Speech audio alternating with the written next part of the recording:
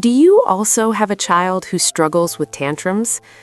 Do you ever feel like your child suddenly changes into a completely different person? One moment they are calm, playful, and sweet, and the next moment they are screaming, crying, throwing things, or lying on the floor refusing to move. Maybe this happens in public, like in a supermarket or a restaurant, and you feel everyone's eyes on you. Maybe it happens at home before bedtime when you're already tired and just want some peace. Or maybe it happens over something that seems very small to you, like the wrong cup, the wrong toy, or being told no or wait. In those moments, parents feel many emotions at once: embarrassment, frustration, anger, guilt, helplessness. You might think, why is my child like this? You might think, why doesn't my child listen?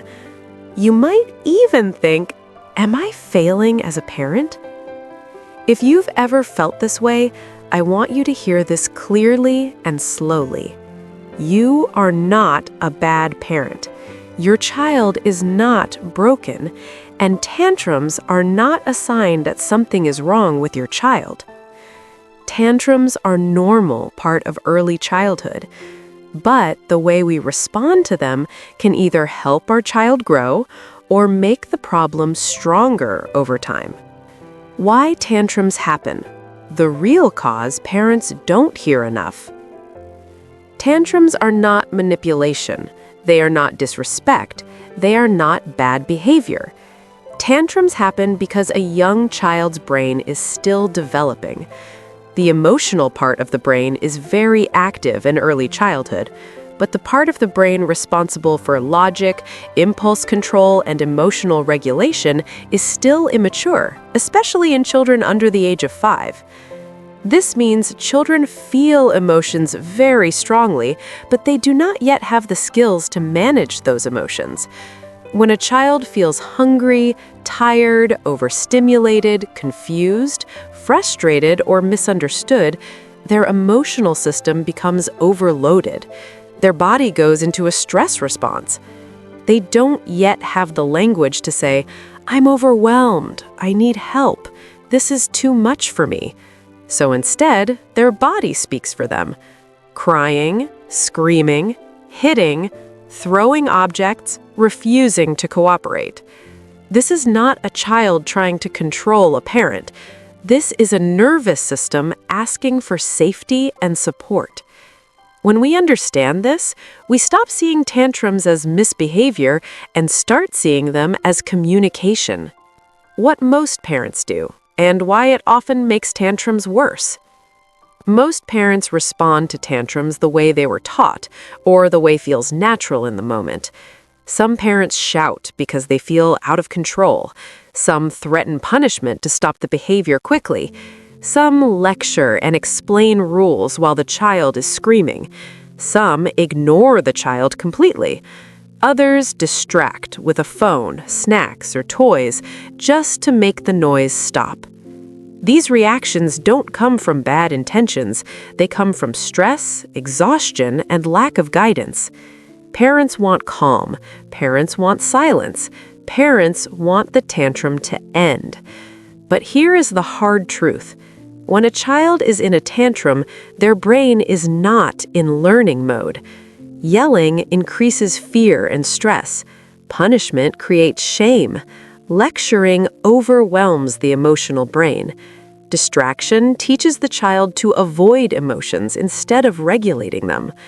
The tantrum might stop temporarily, but the child never learns how to calm themselves.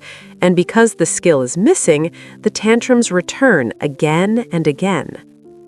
The Korean method to calm tantrums in 60 seconds. Now, let's talk about the Korean parenting approach. Korean parenting focuses less on controlling behavior and more on calming emotions first. The belief is simple. Calm children are raised by calm adults. Step 1. Stay physically close. Korean parents do not send a child away during a tantrum. They stay near. They lower themselves to the child's level. This sends a powerful message. You are safe even when you're upset. Step 2. Regulate yourself first.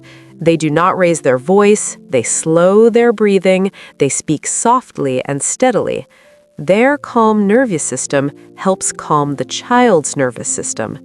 Step 3. Acknowledge the emotion. Instead of correcting behavior, they name the feeling. I see you're very upset. That was really hard for you. You're feeling angry right now. This does not mean approving bad behavior. It means recognizing the emotion behind it. Step 4. Calm together. They breathe slowly with the child. Sometimes they gently place a hand on the child's back or shoulder. They stay present and patient until the emotional storm passes. Only after the child is calm do they guide behavior, explain limits, or teach lessons. This method works because it respects how the brain actually develops. A calm body leads to a calm brain. A calm brain is able to listen, learn, and cooperate. Tantrums are not something to eliminate, they are something to guide. When you stay calm, you teach calm. When you show understanding, you teach emotional safety.